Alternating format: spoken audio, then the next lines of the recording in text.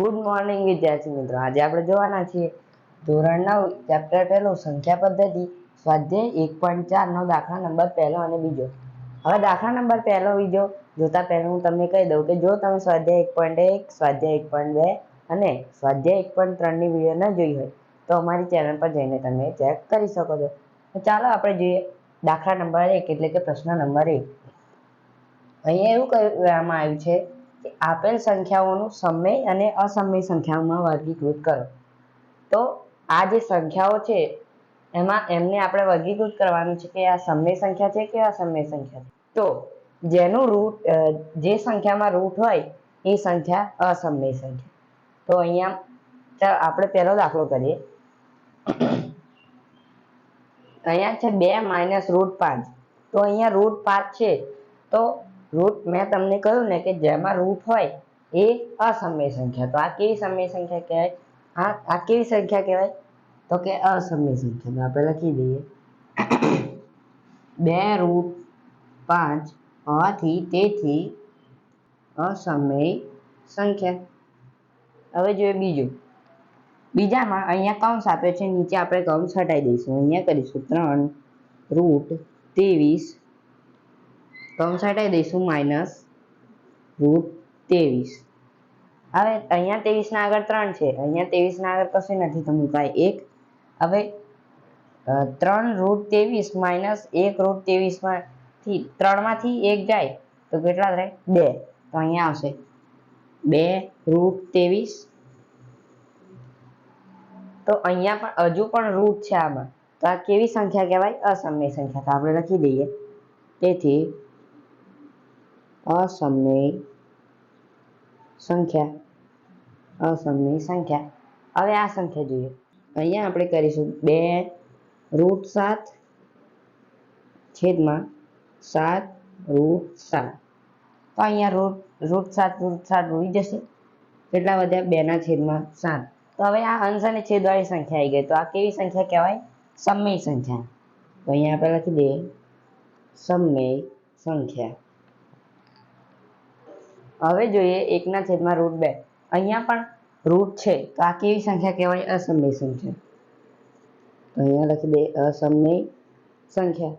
હવે પાંચમું 2π છે, 2π। તો પાઈ પણ એવો શબ્દ છે કે જે પાઈ હોય તો પણ અસમય સંખ્યા આવે, તો આપણે અહીંયા અસમય સંખ્યા લખવાની, કારણ કે અહીંયા પાઈ છે।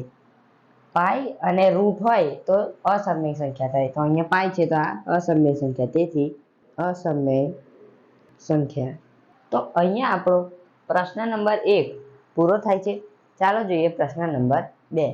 પ્રશ્ન નંબર 2 માં સાદુરૂપ આપવાનું છે અહીંયા, તો ચાલો આપણે આપી દઈએ સાદુરૂપ। દાખલા નંબર પહેલો જોઈએ, તો લખીએ આપણે પહેલા અહીંયા લખવાના આપણે પહેલા 3, અહીંયા લખ્યા 3 અને આ બીજું જે કૌંસ છે એ આખું લખી દેવાનું। અહીંયા 3 + √2 અહીંયા કૌંસ પૂરો થાય છે, પછી અહીંયા પ્લસ કરી દેવાનું, પછી અહીંયા લખવાનું √5 અને આ બીજો કૌંસ છે આખો લખી દેવાનો 3 + √2।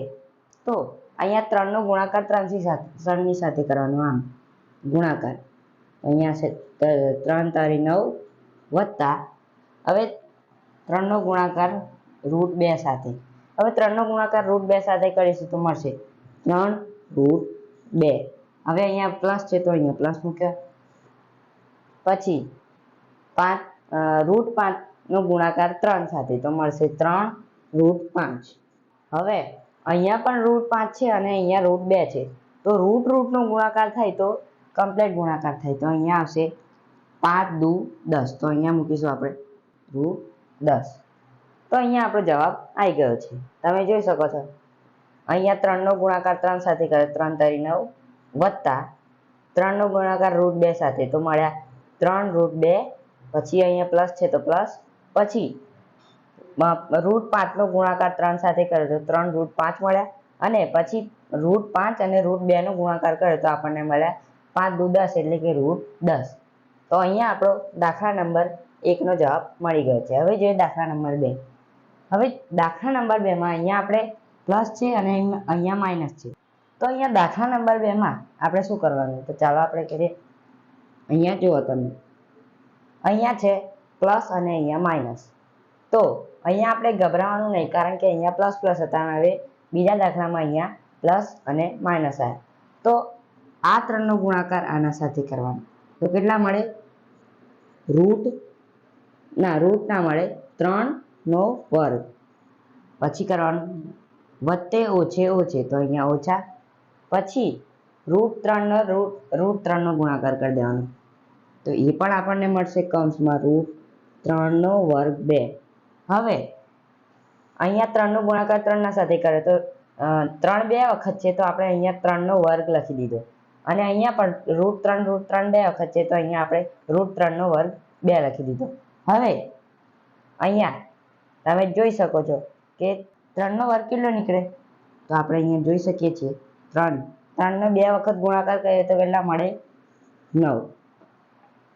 અને √3 ને 2 વખત ગુણાકાર કરે તો શું મળે? √3 ને 2 વખત ગુણાકાર કરે તો મળે 9. અહીંયા આપણે 3 નો ગુણાકાર 2 વખત કરીએ તો આપણને મળ્યા 9. અને અહીંયા √3 નો 2 વખત ગુણાકાર કરીશું તો મળશે 3. હવે 9 માંથી 3 જાય તો કેટલા વધે? 3 પછી 4 5 6 7 8 9, તો અહીંયા વધ્યા 6. તો અહીંયા આપણે બીજા દાખલાનો જવાબ આવી ગયો છે. તો હવે જોઈએ ક્વેશ્ચન નંબર બીજાનો, દાખલા નંબર 3. હવે દાખલા નંબર 3 કરવા માટે આપણને આ સૂત્રની જરૂરત પડશે. દાખલા નંબર 4 માં સૂત્રની જરૂર નહીં પડે, પણ ખાલી દાખલા નંબર 3 માં સૂત્રની જરૂર પડશે. તો ચાલો આપણે કરીએ. અહીંયા આપ્યું છે આ સૂત્ર આપણે ધોરણ 8 માં જોઈ ચૂક્યા છીએ. જે આપણે a ના જગ્યાએ √5 ની જગ્યાએ આપણે a લખી દેવાનો, અને b ના વર્ગના જગ્યાએ આપણે એટલે √2 ની જગ્યાએ આપણે b લખી દેવાનો. પછી એકવાર કહી દઉં છું, √5 ની જગ્યાએ આપણે a લખી દેવાનો, અને √2 ની જગ્યાએ આપણે b સમજી લેવાનું. તો ચાલો આપણે કરીએ. પહેલા જો આપણે અહીંયા છે √a નો વર્ગ છે, તો આપણે અહીંયા √5 નો વર્ગ કરી દેવાનો. પછી અહીંયા વત્તા છે, તો અહીંયા પણ વત્તા. પછી લખવાનું 2 અને લખવાનું √5, કૌંસમાં લખવાનું √5 અને √2 એ પણ કૌંસમાં લખવાનું. પછી વત્તા કરવાનું, પછી લખવાનું √2 નો વર્ગ. હવે આપણે કરીએ. હવે તમે જોઈ શકો છો 5 નો વર્ગ કેટલો નીકળે? તો કે 5. પછી આપણે વત્તા છે તો વત્તા. અહીંયા 2 એવા ને એવા મૂકી દેવાના. અહીંયા આ બંનેનો ગુણાકાર થાય તો થાય 5 દુ 10, તો અહીંયા આવશે √10 કૌંસમાં. પછી આવશે વત્તા. અહીંયા √2 નો વર્ગ કેટલો નીકળે? તો કે 2. પછી અહીંયા 5 અને 5 માં 2 ઉમેરી દેવાના. તો 5 માં 2 ઉમેરે તો થશે 6 7, તો અહીંયા આવશે 7 વત્તા 2 કૌંસમાં √10. તો અહીંયા આપણો દાખલા નંબર 3 પૂરો થાય. દાખલા નંબર હવે જોઈએ 4. તો આ દાખલો કરવા માટે આપણને દાખલા નંબર 2 માં જેવી આપણે ટ્રીક અપનાવી હતી એ ટ્રીક અપનાવવાની છે. તો આપણે હવે જોઈએ દાખલા નંબર 4. તો અહીંયા આપણે શું કરવાનું? √5 છે તો √5 ગુણ્યા √5 કરી દેવાના. તો એનું આપણે મળશે √5 નો વર્ગ.